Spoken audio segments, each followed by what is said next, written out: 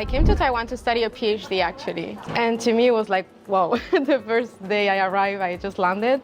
Just seeing the landscape from the sky was like impressive. What is this? It's a tour flamenco bar. This is eye-sharing flamenco bar. As you all know, foreigners from all over the world simply love living in Taiwan due to the safety, the friendly people, the convenience, and also due to the fact that even after living here for 13 years, Taiwan never stops to surprise you.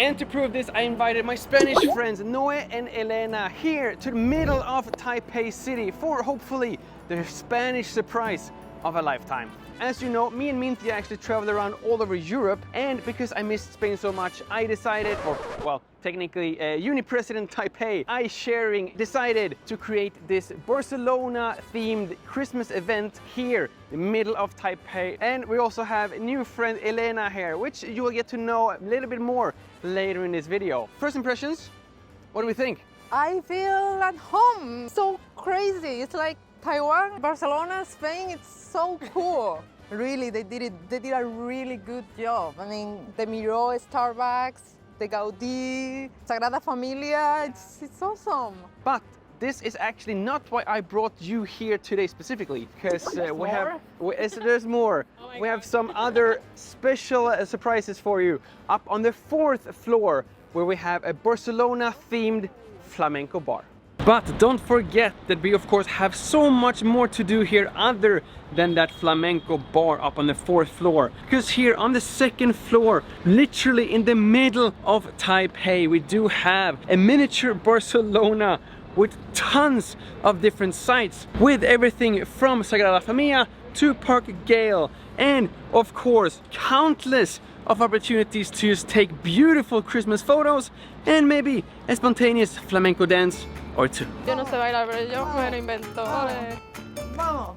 Ole, esta gallega, ole. Yo no tengo ni idea, pero da igual. Ladies, the flamenco bar is upstairs, Yeah. not here. Wait with the dancing We until cannot we get to the wait. bar. We're Spanish. You just feel so Spanish. I cannot help it. Okay. Let's go. Vamos. Brinco y leita. You should do it with us. Vamos. Vamos!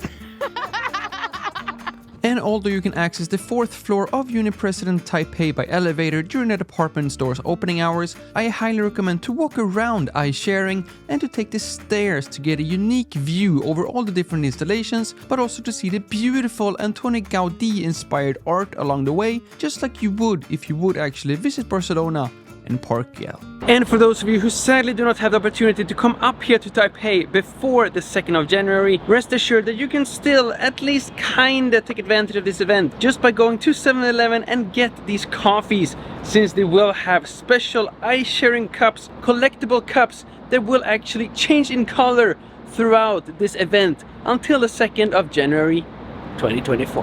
And just like in Barcelona, our next stop is of course the flamenco bar to chat, drink, to get to know each other a little bit more, and of course to eat some delicious Spanish tapas. Wow. Wow. There we go. What is this? It's a tour flamenco This is bar. eye-sharing flamenco bar. This is crazy. As much dancing as you want. It's 跳到饱. How much as you want? Let's go. And while I went straight to the bar to order everything we need for our Spanish fiesta, Sambe café, cerveza, sangria, 什么都要. Noe had a slightly different approach and headed straight to the flamenco stage while waiting for the food to arrive. And here we now are inside of this flamenco bar. But before we start to talk about this bar in more detail, I of course wanted to get to know our new friend here as well. Hopefully you're already familiar with Noe. If not, you can watch my previous video. So today we will focus a little bit more on Elena. I'm Elena, I'm from Spain. And I came to Taiwan to study a PhD actually. So it's been 2 years I'm in Taiwan now. What has been like the biggest differences between your Spanish life or your Taiwanese life? The biggest difference is contact with nature, which is surprising because Spain is a wide country and it has a variety of landscapes. But I think Taiwan is very vast in terms of nature. And to me, it was like, wow, the first day I arrived, I just landed. Just seeing the landscape from the sky was like impressive. And because I love nature, I'm an environmentalist. For me, it was really something that caught me. So every time I can, I just go into the mountains or to the seaside. It's always a gift. Was there anything that, other than like the nature, that like kind of surprised you when you first came to Taiwan? Taiwanese are super hardworking. That was one of the things I really learned from Taiwanese people. It's like, whoa. The biggest difference is the schedules. Like how? Like less. Less and late. So we wake up later, we have lunch later, dinner later, everything is like postponed. So at 5:30, what are you doing having dinner? Just have a coffee. We do 2 breakfasts. At least I do 2 breakfasts. I wake up, I have something, then I go to university. In the middle, I might skip 1 class or 2 to have my second breakfast. And then I have lunch, and then I have my coffee. And the coffee is not just like here. You drink the coffee.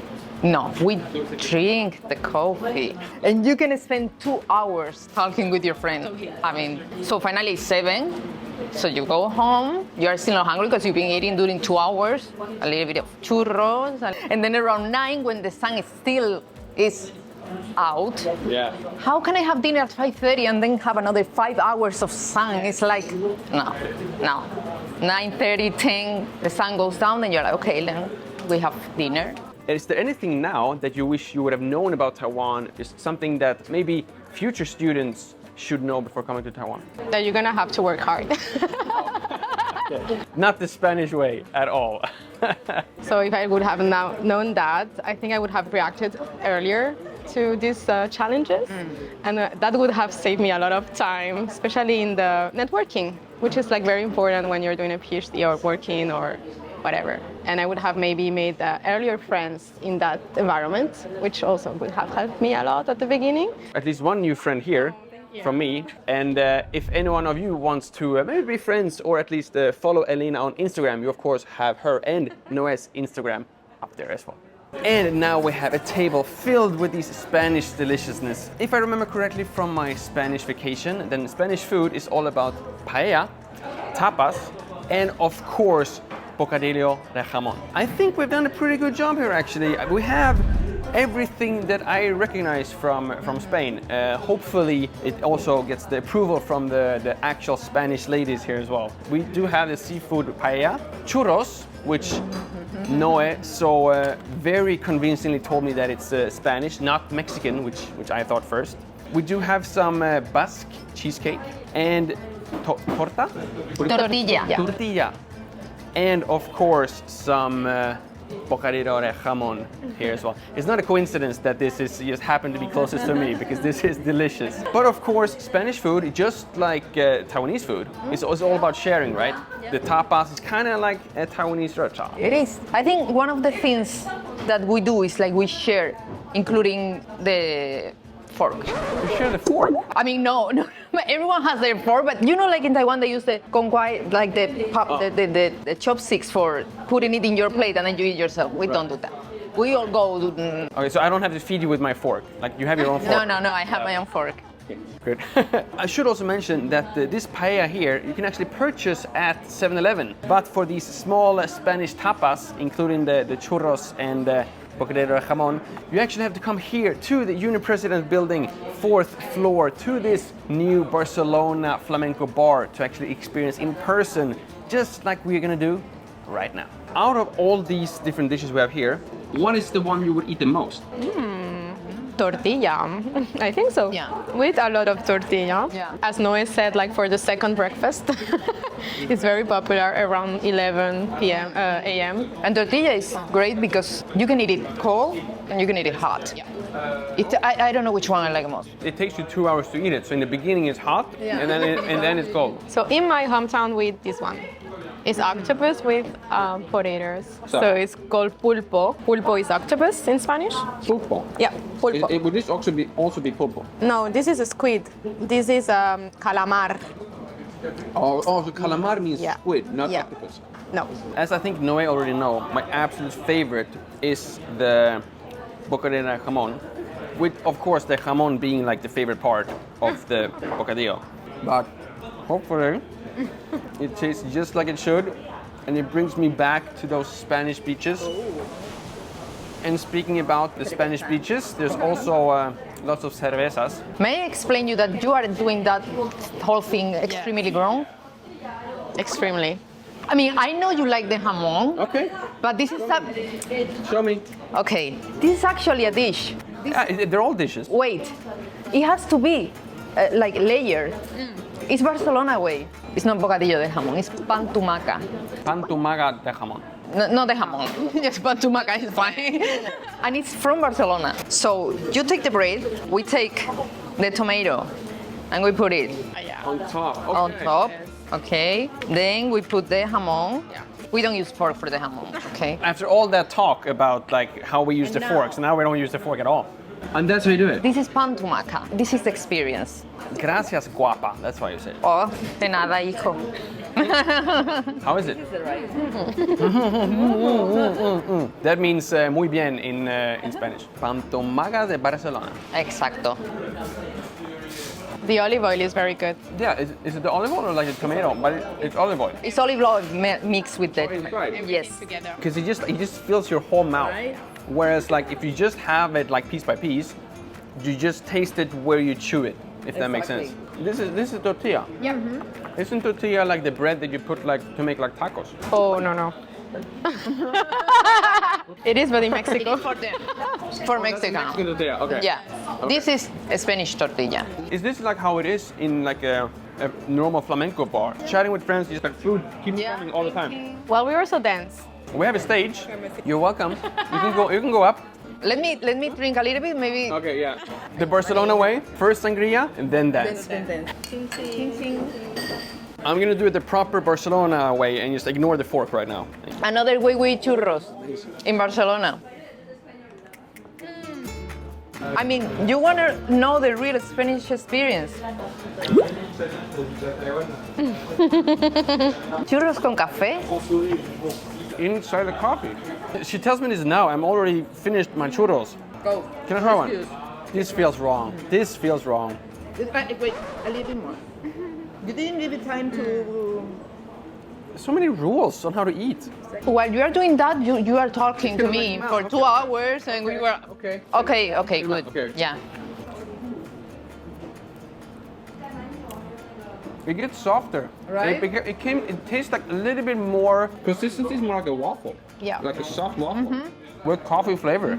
I recommend this way with coffee. So in addition to all these delicious food, they will also have lots of other activities and events throughout this entire event here at the Uni-President building until the 2nd of January. So there still is some time to come here and check this out for yourself. But I do recommend to still hurry up since it looks like Noé and Elena might actually finish all the delicious food here. Please come here, try it out for yourself. I highly recommend everything, although what was the name of the Barcelona bocadillo de jamón? Pan tumaca. The pan tumaca, the churros con café, and honestly just like the jamón itself. And the hometown, what was it? Pulpo, which means octopus, and calamari, calamar, which means squid, which they have in the paella here as well. But last but not least, in addition to this entire flamenco bar experience, we have some other surprises here as well. And that is the fact that this place completely transforms at night and it is completely different. Literally lights up entire Taipei city center, and it's just this amazing Christmas atmosphere that we do love so much back home in Europe, Barcelona, Sweden, and everywhere else. And they also have the most beautiful Christmas tree I've ever seen here in Taiwan. And as if that wasn't enough, during night they also have a 3D light show here, literally on top of the flamenco bar. Technically they also have it during the day, but it really is not the same as experiencing it during night. So as if all these different events until the 2nd of January was not enough in order for you to come here multiple times until then, you should also come here multiple times during the same day to experience two completely difference iSharing 2023. That was everything I had to share this time from Spain. From Uni President Taipei and iSharing 2023.